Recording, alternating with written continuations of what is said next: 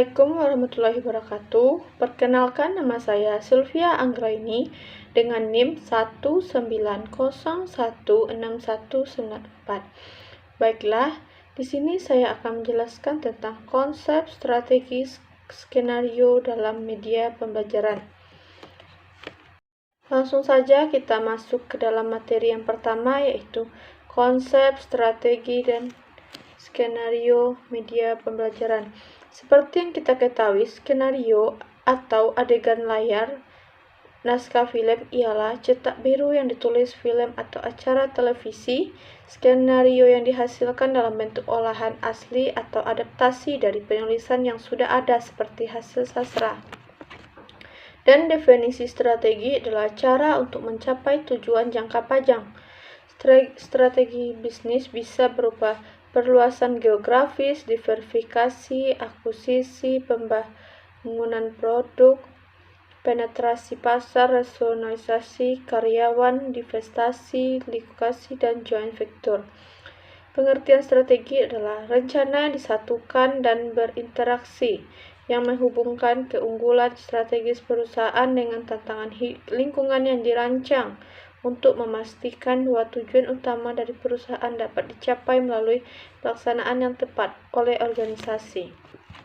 Dan kajian teori media pembelajaran, pemahaman dasar, manfaat jelas, dan cara memilih media pembelajaran menjadi suatu topik yang menarik untuk dibahas karena tidak semua orang memiliki persepsi sama tentang hal ini. Media berfungsi untuk menghubungkan informasi dan sari satu pihak ke pihak yang lain, sedangkan dalam dunia pendidikan, kata media disebut dengan media pembelajaran.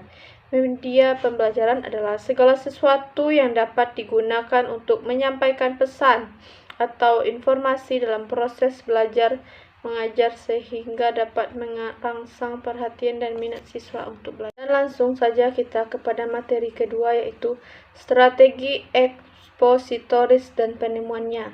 Strategi pembelajaran ekspositori adalah strategi pembelajaran yang menggunakan strategi yang berbentuk penyampaian guru terhadap siswa secara verbal yang bertujuan agar siswa menguasai pelajaran secara optimal. Guru yang harus bisa mengoptimalkan strategi pembelajaran ekspositori itu secara optimal kepada siswa. Karena jika bukan guru yang mengoptimalkannya, siswa tidak bisa mengoptimalkannya. Siswa tidak akan menerima pembelajaran secara baik. Guru biasanya memberikan pelajarannya di kelas-kelas yang bermulasi di kelas-kelas dan sekolah-sekolah. Di bawah ini termasuk prinsip-prinsip strategi pembelajaran ekspositori. Yang pertama, berorientasi pada tujuan. Yang kedua, prinsip komunikasi. Yang ketiga, prinsip berkelanjutan. Langsung saja kita ke dalam materi yang ketiga, yaitu skenario pembelajaran, kegiatan pendahuluan, inti, dan penutup. Proses pembelajaran dapat dikatakan sebagai proses komunikasi yang menunjang pada proses penyampaian pesan dari seseorang, sumber pesan kepada seseorang atau sekelompok orang penerima pesan. Pesan yang ingin disampaikan dalam hal ini adalah materi pelajaran yang diorganisir dan disusun sesuai dengan tujuan tertentu yang ingin dicapai. Dalam proses komunikasi, guru berfungsi sebagai sumber pesan dan siswa berfungsi sebagai penerima pesan. Dalam proses komunikasi, bagaimanapun sederhananya, selalu terjadi urutan pemindahan pesan informasi dari sumber pesan ke penerima pesan. Sistem komunikasi dikatakan efektif manakala pesan itu dapat mudah ditangkap oleh penerima pesan secara utuh.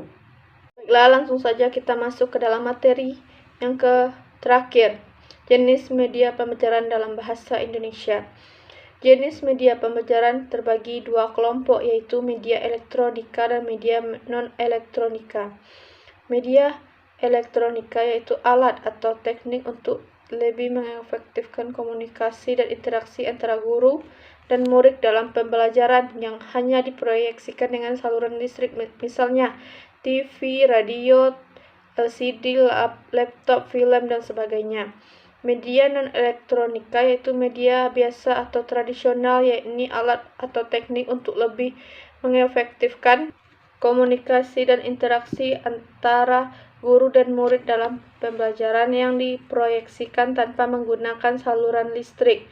Misalnya papan tulis, gambar, dan ilustrasi, peta, model, pameran, museum, sekolah, dan sebagainya. Baiklah, itulah penjelasan saya tentang strategi konsep dalam media pembelajaran. Jika ada salah dan janggal, saya mohon maaf. Saya tutup dengan wabillahi taufiq wal hidayah. Wassalamualaikum warahmatullahi wabarakatuh.